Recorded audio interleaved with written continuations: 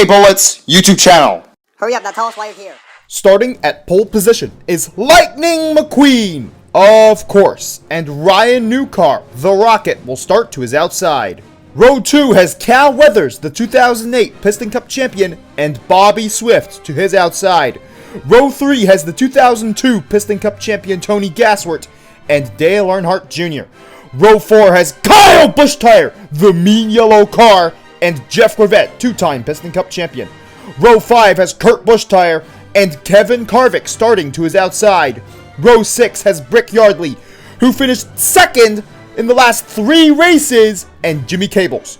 Row 7 has Phil Tankson and Clint Bokar starting to his outside.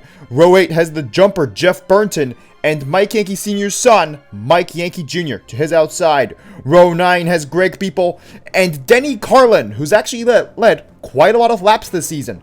Row 10 has Mark Carton and Casey Corner starting to his outside. I wonder what he's going to do. Row 11 has Carl Edwards and Martin Carx Jr. to his outside. I wonder where he'll finish. Row 12 has Murray Clutchburn and Brick Hicks. I wonder what they're going to do. Row 13 has Todd Marcus and the 2003 Piston Cup champion, Matt Kenseth, who has only led 1 lap this season. Row 14 has Brad Keselowski and Rex Revler. Row 15 has the Chip Carnassi Racing teammates, Jamie McCarry and Juan Pablo Montoya. Row 16 has Joey Logierno and T.G. Castlenut. I wonder what they're going to do. Row 17 has David Ricard and the not-so-speedy Comet to his outside. Row 18 has David Rudikar and Chip Gearings, who has somehow qualified for every race this season. Row 19 has Jack DePost and Ernie Gearson. Hopefully he won't get tired. Row 20 has Doug Throttleman, another jumping car, and Chad Motorgas to his outside. Row 21 has Dave Laney in his final Piston Cup season, and Marcus Granksler to his outside. And starting in 43rd is Reb Meeker. And unfortunately, these 10 cars, among many others, failed to qualify for this race. Now let's get on to the race. Lightning McQueen would lead for the first 34 laps of the race before he'd lose the lead to Kyle Busch-Tire, who would lead all the way until lap 60. But his teammate Joey Logierno would be 28th as of lap 59. He wrecks! Who does he wreck? Speedy Comet! Why? But Tony Gasswert would be 4th as of lap 60.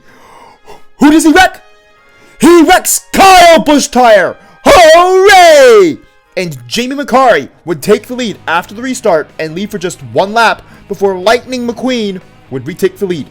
He'd lead until lap 65 before Cal Weathers would take the lead from him. He would lead for 4 laps before Denny Carlin would take the lead from him. He'd lead until lap 73, but on lap 73, Lightning McQueen retakes the lead, as usual, and lead until lap 87, where Jimmy Cables would take the lead. He'd lead until lap 91, where Bobby Swift would take the lead from him.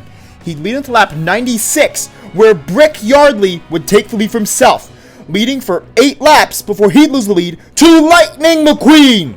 Of course that happened. And 11 laps later, Denny Carlin would be back in the lead. He'd lead for 3 laps, where on lap 118, Lightning McQueen retakes the lead. And he'd keep the lead until lap 123, where surprisingly, Murray Clutchburn would take the lead. He'd lead until lap 127, where Denny Carlin would retake the lead. He'd lead for the next 9 laps before Lightning McQueen, of course, retakes the lead. He would lead until lap 152, but on lap 149, Dave Laney would go down 1 lap. After this happens, Cal Weathers would take the lead on lap 152 and lead for 4 laps before Murray Clutchburn would actually retake the lead. He would lead until lap 161, where of course Lightning McQueen retakes the lead. He would lead all the way until lap 176, where Denny Carlin would take the lead from him. He would lead until lap 181, where his teammate Joey Logierno would be 24th as of lap 181. He wrecks Doug Throttleman! Why? And then somehow wrecks himself!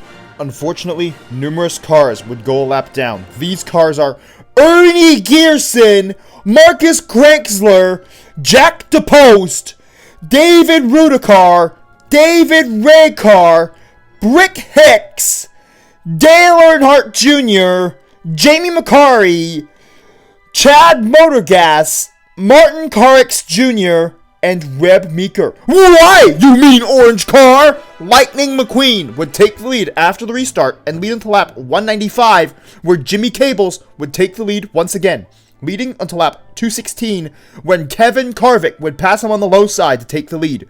But on lap 237, Lightning McQueen would be back in the lead. He would lead another 8 laps before he'd lose the lead to Tony Gassworth, who would lead all the way until lap 248 for a total of 3 laps. But Lightning McQueen would be back in the lead for 4 more laps before Jimmy Cables would take the lead for himself off of pit cycles, leading for 2 laps before Lightning McQueen, as usual, would be back in the lead, leading until lap 288, where Reb Meeker would get back on the lead lap. In the same pass, Brick Yardley would take the lead from Lightning McQueen, and he would lead until lap 293, where Carl Edwards would take the lead from him. He would lead for 6 laps before Todd Marcus would take the lead off of pit cycles. He would lead until lap 300, where Lightning McQueen would of course retake the lead. He would lead for the next 46 laps before Denny Carlin would retake the lead from him. He would lead for 3 laps. On lap 347, Chad Motorgas would get back on the lead lap. On lap 349, Lightning McQueen would be back in the lead. He would lead the next 20 laps before Kurt Busch would take the lead from him. But on lap 372, Cal Weathers would retake the lead. He would lead for 5 laps before, of course, Lightning McQueen retakes the lead. He would lead all the way until lap 405, where, surprisingly, Chad Motorgas would take the lead off of pit cycles. But after the pit stops are done, Lightning McQueen would take the lead on lap 406, and he would lead the field to the checkered flag and win the 2010 Bumper Save Gears and Glory 450. Denny Carlin would finish second this race. Brick Yardley would finish third, Cal Weathers fourth, and Jimmy Cables rounding out the top 5. And here is the top 20 of the race, with Murray Clutchburn, Tony Gassworth, Bobby Swift, Kevin Harvick, and Kurt Busch rounding out the top 10 for this race, with Jeff Gorvette just missing out. He actually didn't even lead any laps today, finishing ahead of Todd Marcus, who led 2. And the car that would finish 20th today is Brad Keselowski, just ahead of Greg Beeple in 21st. And this is, of course, the rest of the field, with T.G. Castlenut being the last car to finish on the lead lap, finishing 29th, and also being on the lead lap for the entire race. I feel bad for all the cars that went down the lap, and also the ones that wrecked out. Not the mean cars, though, because they're being mean cars. And here is the top 20 in points, where Lightning McQueen is over 800 points ahead of Kevin Harvick in second. Kurt Busch needs to stop saying the bad word. Matt Kenseth needs to start leading some laps. And Kyle Busch shouldn't be wrecking any cars. Phil Tankson is still 20th in points.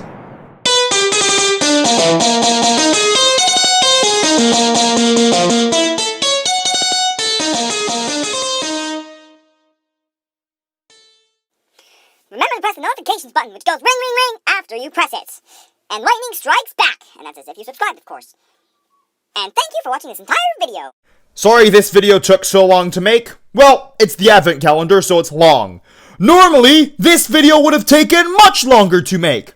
But, since it's the advent calendar, I have to work quickly. I'm sorry this video took so long to make, but the 34th race of the 2010 Piston Cup season should be coming out very soon. But it may not be the next video, as the 2022 FIFA World Cup final happens tomorrow, which means I will most likely be making a video related to the World Cup tomorrow. One country that almost qualified for the 2022 FIFA World Cup is Ukraine, a country where at the moment the people are unable to live in peace or have freedom, and many have to live in the dark and in the cold. But why do the Ukrainian people have to deal with these horrible conditions? Because of the tyrant and bully Vladimir Putin, who launched an unjustified invasion almost 10 months ago. Why did you need to start the unjustified war? You already have enough land of your own! And he's not just bullying Ukrainians, but he's also bullying Russians as he's forcing them to fight in this unjustified war.